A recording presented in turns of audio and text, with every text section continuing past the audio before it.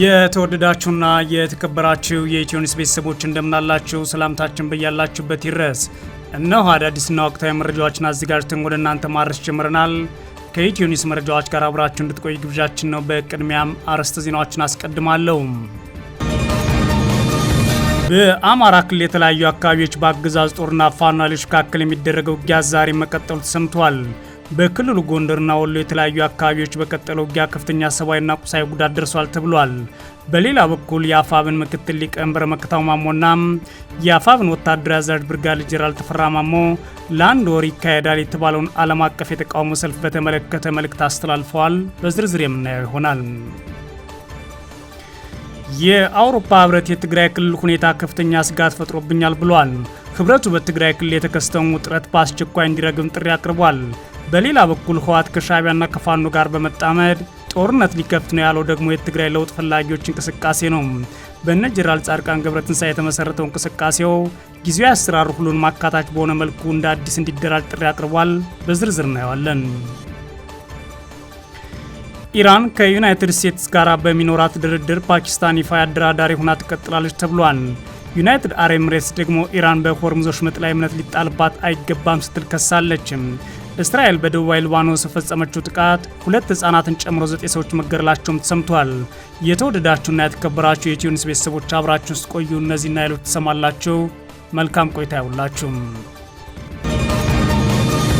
በአማራ ክልል የተለያዩ አካባቢዎች በአገዛዝ ጦርና ፋኖ ኃይሎች መካከል የሚደረገው ውጊያ ዛሬም የቀጠለ ሲሆን በክልሉ ጎንደርና ወሎ የተለያዩ አካባቢዎች በቀጠለው በዚህ ውጊያም ከፍተኛና ሰብአዊና ቁሳዊ ጉዳት ደርሷል ተብሏል።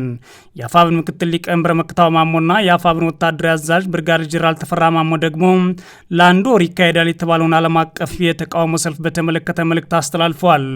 በዛሬው ዕለት ሚያዝያ 23 2018 ዓ.ም በአማራ ክልል ሰሜን ወሎ ዞን ራያ ግንባር በከባድ መሳሪያ የታገዘ ውጊያ እየተደረገ ነው ሲሉ የኢትዮኒውስ የፋኖ የመረጃ ምንጮች ተናግረዋል።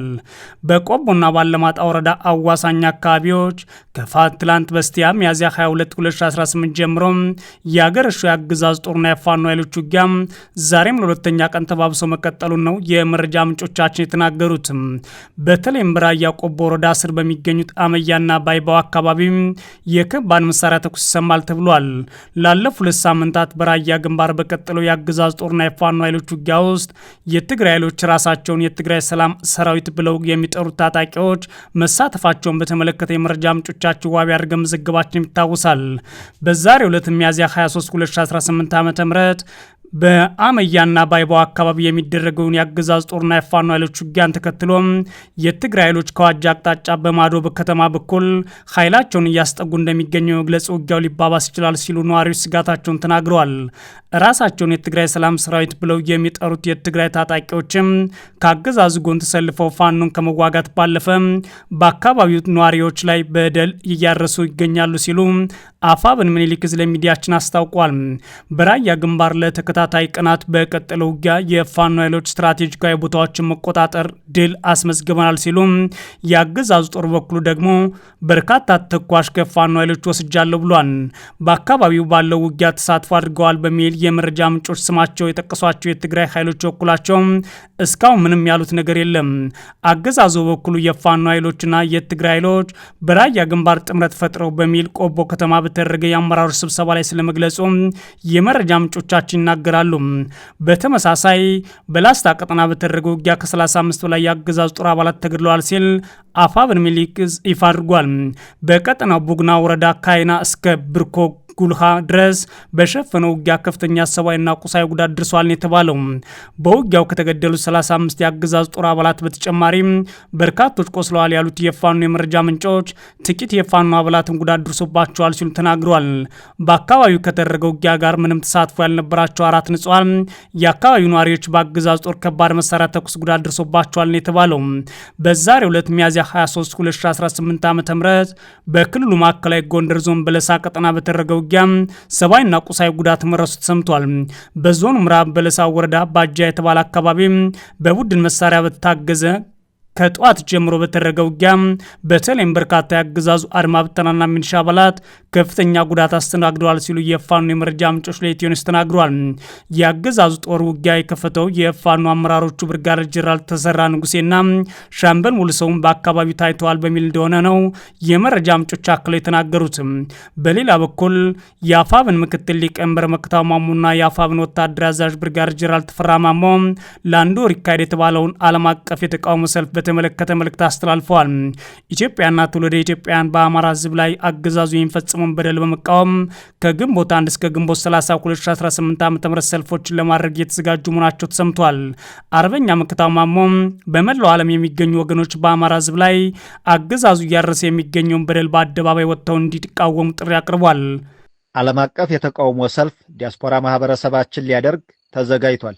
ይህ ታላቅ ተቃውሞ ከግንቦት 1 እስከ ግንቦት 30 ቀን 2018 ዓ.ም ድረስ ለአንድ ሙሉ ወር የሚቆይ ሲሆን አሁን ያለው ስርዓት በምርጫ ስም አምባገነንነትን እያጠናከረ በህዝባችን ላይ መከራ እያራዘመ ይገኛል። በተጨማሪም ዜጎች በሀገራቸው የመቀበር መብታቸውን እስከ መከልከል የደረሰውን አስከፊ ስርዓት ሁላችንም ልናወግዘው ይገባል። ይህ ስርዓት በህዝባችን ላይ መከራን የሚያራዝም እንጂ ሰላምን የሚያመጣ አይደለም። በምርጫ ስም የሚደረገውን የህዝብ ድምጽ ማፈን፣ መቃወም፣ በአማራ ህዝብ ላይ እየደረሰ ያለውን የዘር ማጥፋት ጄኖሳይድ ለዓለም ማጋለጥ። ይህ የአንድ ወር የተቃውሞ ሰልፍ የዲያስፖራውን ድምጽ በማስተባበር በአማራው ላይ እየደረሰ ያለውን የግፍ ጭፍጨፋ ለዓለም ለማሳወቅ ያለመ ነው። ሰላም ወዳድ ወገኖች ሁሉ በዚህ ጥሪ ላይ እንዲተባበሩ እናሳስባለን። የአፋብን ወታደራዊ አዛዥ ብርጋዴር ጄኔራል ተፈራ ማሞ በበኩላቸው በአሜሪካ አውሮፓና ካናዳ ጨምሮ በተለያዩ ሀገሮች ዓለም አቀፍ ተቃውሞ ሰልፍ መዘጋጀቱን በተመለከተ የድጋፍ መልእክታቸውን አስተላልፈዋል። ዓለም አቀፍ የተቃውሞ ሰልፍ ዲያስፖራ ማህበረሰባችን ሊያደርግ ተዘጋጅቷል። ለዚህ ታላቅ ተቃውሞ ሰልፍ ያለንን ድጋፍ ለመግለጽ ወዳለሁ። ከግንቦት 1 እስከ ግንቦት 30 ቀን 2018 ድረስ ለአንድ ወር የሚቆይ የሰላማዊ ሰልፍ በአሜሪካ፣ በካናዳ፣ በአውሮፓና በአውስትራሊያ ይካሄዳል። አሁን ያለው ስርዓት ምርጫ ለማድረግ አስቻይ ሁኔታ በሌለበት ተመረጥኩ ብሎ በህዝባችን ላይ መከራን፣ በሀገራችን ላይ ተጨማሪ 5 ዓመት ትርምሱት የሚያቆይ ቅዠት ላይ ነው። አገዛዙ ዜጎች በውጭ ለፍተው ሀገራቸው ላይ መስራት ሳይሆን የመቀበር መብታቸውን እንኳ እስከ መከልከል የደረሰበት አስከፊ ስርዓት እንደሆነ አሳይቷል። ለዚህ በመላው ዓለም የሚገኙ ዲያስፖራ ጾታ፣ ዕድሜ፣ ሃይማኖት፣ ማንነት ሳይለየው ይህን ሰልፍ ሊቀላቀል ይገባል እላለሁ።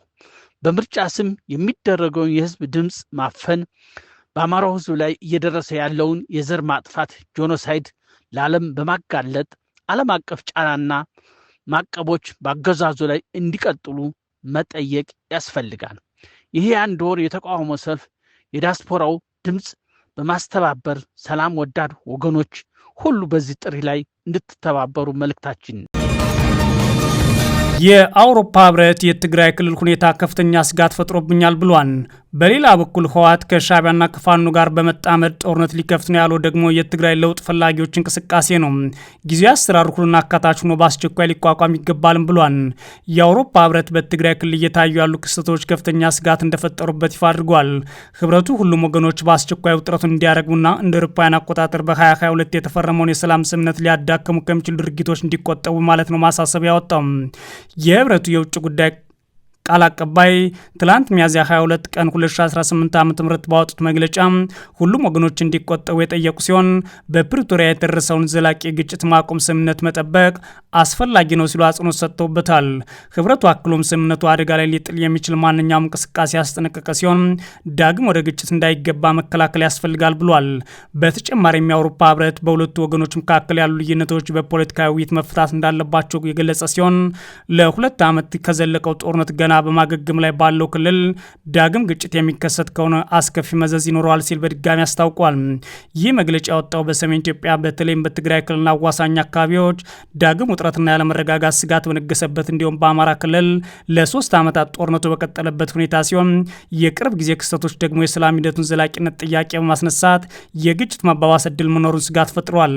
ስምምነቱ ከተፈረመ 3 ዓመት ቢያስቆጥርም በመሃል የድሮን ጥቃቶች እስከመፈጠርና የጊዜያዊ አስተዳደሩ ፕሬዝዳንቶች እስከመለዋወጥ እንዲሁም ስራ እስከመፍረድ ደርሷል። ይህ በእንዲህ እንዳለ የትግራይ ጊዜያዊ አስተዳደር ሁሉንም አካታች በሆነ መልኩ እንደ አዲስ እንዲደራጅ ጥሪ ያቀረበው ደግሞ የትግራይ ለውጥ ፈላጊዎች እንቅስቃሴ ነው።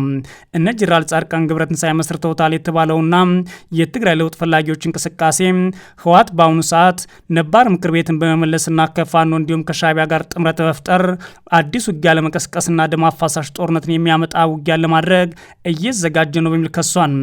የትግራይ ለውጥ ፈላጊዎች እንቅስቃሴ አሁን ላይ ያለው የትግራይ ፖለቲካ በተመለከተ ሰፊ ስብሰባና ግምገማ አድርጌያለሁ ያለ ሲሆን የፕሪቶሪያ ስምምነት በትግራይ የነበረውን ደም አፋሳሽ ጦርነትና የወጣቶችን መስዋዕትነት ማስቆም፣ የተኩስ ድምፅ እንዳይሰማ፣ የንጹሃን ግድያ መፈናቀል እንዲቆም ለማድረግ ታልሞ የተፈረመ ነው ብሏል።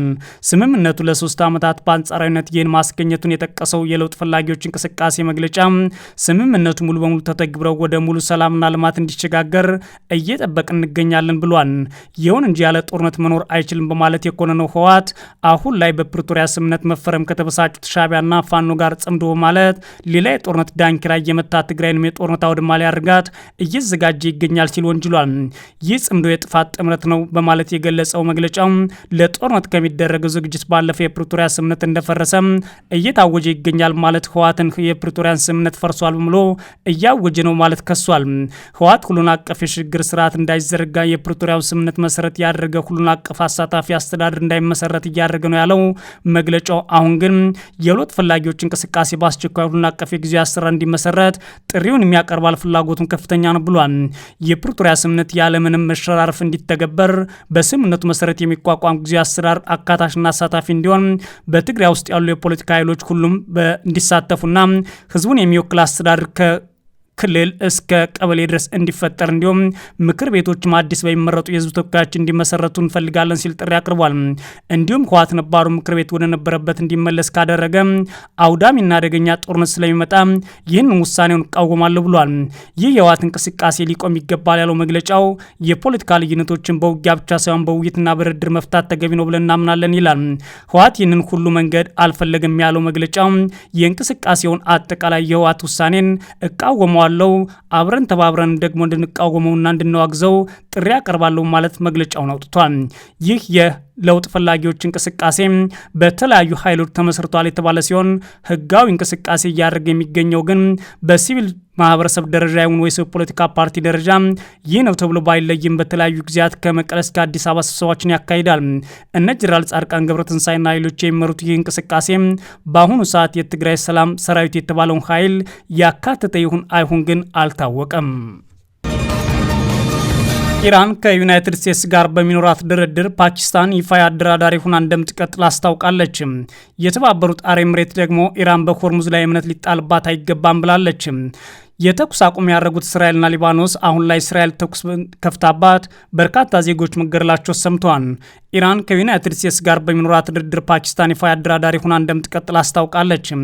የኢራን ውጭ ጉዳይ ሚኒስትር ቃል አቀባይ እስማኤል ባጋይ አገራቸው ከአሜሪካ ጋር በሚኖራት ሰላም ውይይት ፓኪስታን ይፋ አደራዳሪ ናት ብለዋል። በርካታ ሀገራት ከአሜሪካ ጋር ያላቸውን የሰላም ንግግር ለማመቻቸት መሞከራቸውን ያስታወቁት ቃል አቀባዩም ፓኪስታን ይፋ አደራዳሪያችን ናት ይላሉ። ንግግሩን ለመቀጠል ውሳኔ ላይ የሚደረስ ከሆነ በግልጽ እናሳውቃለን ሲሉም በአገሪቱ ቴሌቪዥን ቀርበው ተናግረዋል። ቃል አቀባዩ ውጭ ጉዳይ ሚኒስትር አባስ አራጋቺ ወደ ሩሲያ ያደረጉት ጉዞ በመጥቀስ ኢራንና ሩሲያ በፖለቲካ ደህንነትና ምጣኔ ሀብት ስትራቴጂካዊ አጋርነት ስምምነት አላቸው። አሁንም ባለው ሁኔታ ኢራን ለተለያዩ ሀገራት ቋሚና ግልጽ አድርጋለች አቋሟን ብለዋል። የኢራን የውጭ ጉዳይ ሚኒስትር አገራቸው ከአሜሪካ የምታደርገው የሰላም ንግግር ሳይካሄድ ከቀረ በኋላ ወደ ኢስላማባድ፣ ሙስካትና ሞስኮ ማቅናት ከሀገራቸው መሪዎች ጋር ተወያይተዋል። የውጭ ጉዳይ ሚኒስትር ቃል አቀባይ ከቻይናና ሩሲያ ጋር ያላቸውን አገራቸው ያላትን የዲፕሎማሲ ትብብር በማስታወስ ያንዳንድ የቀጠናው ሀገራት ተንኮል የተሞላበት ተግባር በተባበሩት መንግስታት የጸጥታው ምክር ቤት ውድቅ መደረጉን ተናግሯል። በሌላ በኩል በኢራን ከፍተኛ ጉዳት የደረሰባት የተባበሩት አረብ ኤምሬትስ ኢራንን አላምናትም ብላለች። አንድ ከፍተኛ የተባበሩት አረብ ኤምሬት ባለስልጣን አርብ ዕለት ቴህራን በሆርሙዝ ወሽመጥ ዙሪያ የምታደርገው ማንኛውም የአንድ ወገን ውሳኔ ላይ እምነት ሊጣል እንደማይችል ለሮይተርስ ተናግሯል። ይህም የኢራን ጦርነት ለማስቆም የሚደረገው ጥረት አስቸጋሪ አድርጎ ለመቆየቱና በሁሉም ወገኖች ዘንድ ያለውን ጥልቅ አለመተማመን የሚያሳይ ነው ተብሏል። ግጭቱ ከተከሰተ ከ2 ወራት በኋላ ወሳኝ የሆነው የባህር መተላለፊያ አሁንም በኢራን እገዳ ምክንያት በአብዛኛው የተዘጋ ሲሆን የአሜሪካ የባህር ኃይልም ወደ ኢራን ወደብ የሚደረግ እንቅስቃሴን አግዶ ቀጥሏል። እገዳው 20 በመቶ የሚሆነው የዓለም ነዳጅና የጋዝ አቅርቦት ከማስተጓጉልም በላይ የዓለም የነዳጅ ዋጋ ከፍ አድርጓል። ይህም የኢኮኖሚ መቀዛቀዝ እንዳያስከትል አስግቷል። ከ3 ሳምንታት በፊት በኢራንና አሜሪካ መካከል የተኩስ አቁም ስምምነት ተግባራዊ ቢደረግም ፕሬዚዳንት ዶናልድ ትራምፕ ቴህራን ላይ ሊሰነዘር ስለታቀደው አዲስ ጥቃት ሐሙስ ዕለት ማብራሪያ ተሰጧቸዋልም ተብሏል።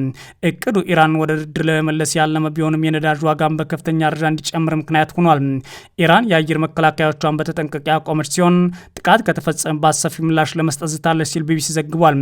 ይህ በእንዲህ እንዳለ እስራኤል በደቡብ ሊባኖስ በፈጸመችው ጥቃት 2 ህጻናት ጨምሮ 9 ሰዎች ተገድለዋል። እስራኤል ከሊባኖስ የተኩስ አቁም ስምምነት ላይ ብትደርስም በደቡባዊ ሊባኖስ ሐሙስ ላይ የተፈጸመችው ከባድ ጥቃት በርካቶች ተጎድተዋል። ሁለተኛ ሳምንቱን በተያዘው የተኩስ አቁም አሁንም እስራኤል ጥቃቶቿን መፈጸሟን ቀጥላለች።